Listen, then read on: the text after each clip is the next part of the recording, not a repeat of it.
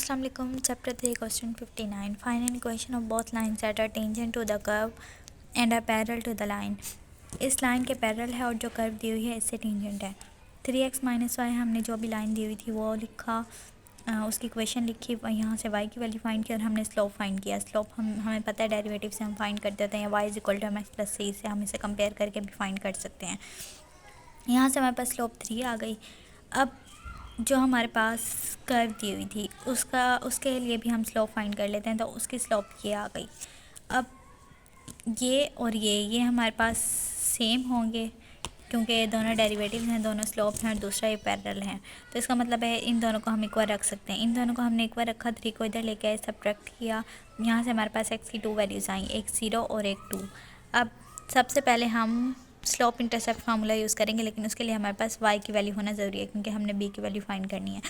अब y जो भी हमारे पास लाइन की क्वेश्चन दी हुई थी, कर्व की क्वेश्चन, वहाँ से हम पुट करके उसमें से y की वैल्यू निकालेंगे। x की वैल्यू पहले 0 पुट करके y की वैल्यू निकाल लेते हैं। जब हमने x की वैल्यू 0 पुट की तो हमारे पास y माइनस 3 आ रहा है।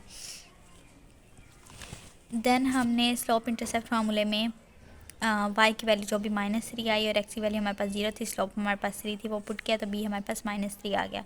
हमने स्लोप इंटरसेप्ट फार्मूले में वैल्यूज़ पुट की तो हमारे पास ये वाली इक्वेशन आ गई। अब नेक्स्ट हमारे पास 2 वैल्यूज़ आई थी यहाँ से x की, एक x 0 आया था और एक x 2 आया था। हमने x 0 के लिए y की वैल्यू फाइंड कर लिया। अब x 2 के लिए y की वैल्यू फाइंड करेंगे। जहाँ जहाँ पे x है उधर हमने 2 पुट कर दिया y की इक्वेशन में, यहाँ से y माइनस 1 आ गया। तो ये दूसरी इसकी इक्वेशन स्लोप इंटरसेप्ट में दूसरी y की और x की वैल्यू फाइंड करके b की वैल्यू फाइंड कर लिया। हमारे पास स्लोप इंटरसेप्ट में अगेन वैल्यूज पुट कर ली, y as it is m की जगह 3 और b की हमारे पास -7 वैल्यू आई है। तो ये है complete question number 59।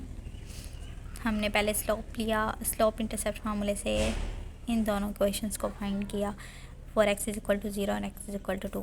Then at what point on the curve y is a tangent line parallel to the line. अब अगेन एक कर्व और एक लाइन की क्वेश्चन दी गई है। पहले यहाँ से हम जो हमारे पास लाइन की क्वेश्चन है वहाँ से y की वैल्यू फाइंड कर लेंगे, फिर हम उसकी स्लोप फाइंड कर लेंगे। देन जो भी हमारे पास y की वैल्यू दी हुई है, जो भी कर्व है, वहाँ से हम डेरिवेटिव लेके स्लोप निकाल लेंगे और उन दोनों स्लोप्स को इक्वल रख लेंगे। इक्वल रखने के बाद वहाँ से हम x की वैल्यू निकालेंगे। देन y की वैल्यू निकालने के लिए जो भी हमारे पास y is equal to 1 + 2x - 1 जो भी कर्व की क्वेश्चन दी गई हो उसमें से हम y की वैल्यू निकाल लेंगे। अब यहाँ पे हमारे पास स्लोप भी आ गया, x की वैल्यू भी आ गई, y की वैल्यू हमने निकाली तो y इज इक्वल टू 1 + 2 3। ये 3 कहाँ से आया, e की पावर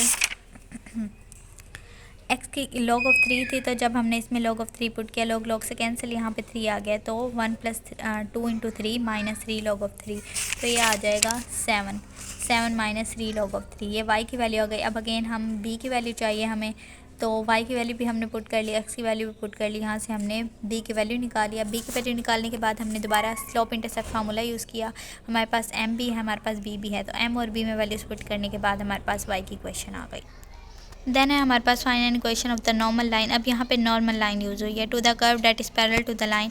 इसमें थोड़ा सा डिफरेंट ये होगा कि जब हम इस लाइन की स्लोप फाइंड करेंगे तो क्योंकि हमारे पास नॉर्मल लाइन है तो हमने याद रखना है नॉर्मल लाइन जो भी यहाँ पे हमारे पास स्लोप है उसे m से मल्टीप्लाई करने के बाद -1 के इक्वल होती है और फिर यहाँ से -2 उधर चला जाएगा, माइनस से कैंसिल, तो स्लोप हमारे पास 1/2 आ जाएगी। देन अगेन हमने वही स्टेप फॉलो करना है, y is equal to √x जो भी हमारे पास कर्व दी गई है उसका डेरिवेटिव ले लेना है।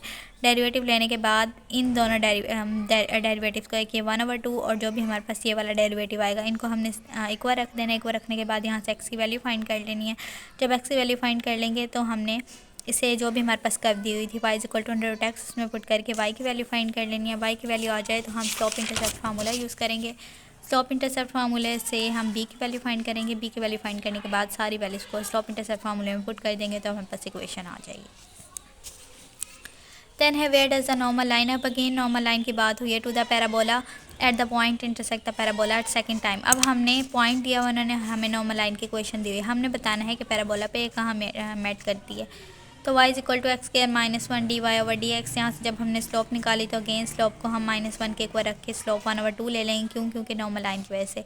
अब स्लोप इंटरसेप्ट का फार्मूला यूज़ किया, 1/2x, हमने पॉइंट -1 और 0 दिया हुआ है, वहाँ से हमने लेना है। स्लोप इंटरसेप्ट में हमने वैल्यूज पुट कर दी जो भी हमारे पास b की निकली। देन हमने अब क्योंकि हमने ये बताना था कि पैराबोला दूसरी बार जो है वो कहाँ पे मेट करता है, तो हमने ये जो y is equal to x square minus 1 ये दिया हुआ था। और अब जो हमारी इक्वेशन आई है y की, इन दोनों को इक्वल रख लेना है। इक्वल रखने के बाद यहाँ से x की वैल्यूज़ निकाल लेनी है। तो जितनी भी x की वैल्यूज़ आएंगी उनको y की इक्वेशन में पुट कर देना, एक्स स्क्वायर माइनस 1। यहाँ से हमारे पास 2 पॉइंट्स आ जाएंगे। तो ये वो पॉइंट्स हैं जहाँ पे हमारे पास पैराबोला अगेन मेट करेगा। तो ये था क्वेश्चन नंबर 62। और क्वेश्चन नंबर 61 में स्लोप हमने -2 ही लेनी है, वो क्योंकि यहाँ पे है हमारे पास पैरेलल हैं इस लाइन के। तो यहाँ पे पुट करते हुए हमने -2 लेनी है, लेकिन जब हम यहाँ पे लेंगे तो यहाँ पे हम नॉर्मल लाइन के लिए m इज़ इक्वल टू 1/2 ले लेंगे।